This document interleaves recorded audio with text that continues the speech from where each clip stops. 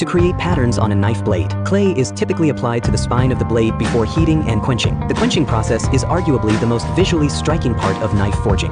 Yasuo only needs to finish polishing to complete his wakizashi. After applying clay to his blade, Yon proceeded with quenching. Pantheon believes he has achieved great success with his blade patterns. He is now cleaning off the clay. It's important to note that the amount of clay used significantly impacts the final appearance of the blade patterns. Additionally, he thinks water quenching yields better results, and he is very satisfied with how the knife turned out in the end. Rizza, on the other hand, took a bold approach. He chose not to use clay, and instead quenched the blade multiple times directly. He explained that this clay-free quenching method for creating blade patterns is a family heritage, which left the judges thoroughly impressed. Moving on to the judges' evaluation segment, Yon's Bowie knife turned out exceptionally well, with very distinct blade patterns. Yasuo's wakizashi was also quite polished, but its blade patterns were too faint, a fatal flaw, considering creating visible blade patterns was a mandatory requirement for this episode. Pantheon's Nepalese Bowie knife featured a smooth, flowing blade curve, which Judge Nelson praised highly. Its blade patterns were also excellent, though the blade itself was too heavy and the tang blade root was too short. Finally, there was Rise's Bowie knife. Surprisingly,